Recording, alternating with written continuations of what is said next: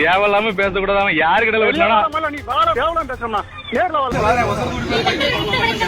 டாய் டாய் என் புள்ள மண்டையில கோலம் போட்ட உன சும்மா விட மாட்டேன்டா என சலூன் கடை ஷட்டரை சாத்தி சவுண்ட் விட்ட கான்ஸ்டபிள் ஒருவர் ஆயுதப்படைக்கு தூக்கி அடிக்கப்பட்ட சம்பவம் நெல்லையை பரபரக்க வைத்துள்ளது.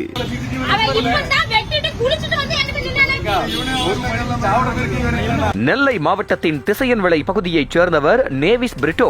இவர் அதே பகுதியில் உள்ள போலீஸ் ஸ்டேஷனில் காவலராக பணிபுரிந்து வருகிறார். இந்த நிலையில் காவலர் நேவிஸ் பிரிட்டோ தனது 6 வயது மகனிடம் பணம் கொடுத்து அருகில் உள்ள சலூன் கடைக்கு சென்று முடிவெட்டி வருமாறு கூறியுள்ளார். அதன்படி அங்குள்ள சலூனில் முடிவெட்டிய சிறுவன் மீண்டும் வீட்டிற்கு வந்துள்ளார். அப்போது சிறுவனின் தலையை பார்த்து அதிர்ச்சி அடைந்த தாயார், என்னடா மண்டை இது, எந்த கடையிலடா தலைய கொடுத்த, எப்படி வெட்டி இருக்கானுவ, வந்து அந்த கடையை காட்டுறா என அந்த சிறுவனை கையோடு அழைத்து வந்த போலீஸ்காரர் மனைவி அந்த சலூன் கடை பற்றி சரிவர விசாரிக்காமல் மாறுதலாக தனியார் பள்ளியின் எதிரே உள்ள மற்றொரு சலூன் கடைக்கு சென்று அங்கிருந்தவர்களை வசைப்பாடி உள்ளார். அப்போது சலூன் கடையின் ஊழியர்கள் அந்த சிறுவன் தங்கள் கடைக்கு வரவில்லை என தெரிவித்திருக்கிறார்கள். அதை ஏற்காமல் காவலரின் மனைவி தனது ஆத்திரத்தை வெளிப்படுத்தியுள்ளார். பின்னர் அந்த கடைக்கு வந்த காவலர் நேவிஸ் பிரிட்டோ கடையின் உரிமையாளரை தொடர்பு கொண்டு ஆபாச வார்த்தைகளால் திட்டி தீர்த்துள்ளார். அது மட்டுமின்றி அவர் கையுடன் எடுத்து வந்த பூட்டை கொண்டு அந்த கடையை பூட்டிவிட்டு சென்றுள்ளார். இதையடுத்து சம்பவ இடத்திற்கு வந்த கடை உரிமையாளர், நாங்க உங்க பையனுக்கு முடிவெட்டலங்க,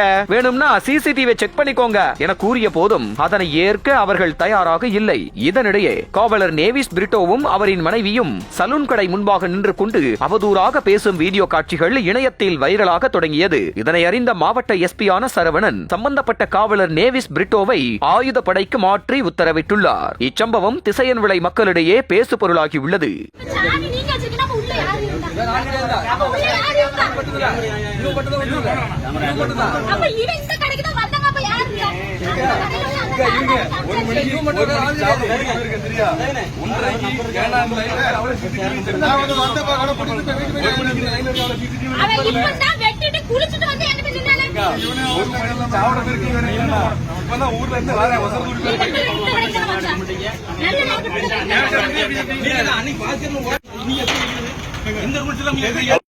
ஹலோ, அவன் யார் கடை வெட்டினா மூலம் தெரியுமா? ஸ்ரீ சலூன் கடை முன்னால நின்றுட்டு இருக்க, நீ மேல கடைக்கு வாடே. தேவையில்லாம பேசக்கூடாது. அவன் யார் கடை வெட்டினா நீ வாழ வெட்டிருக்க மாடா, நீ வாழ தேவலாம் பேசணும்னா நேர்ல வாழ.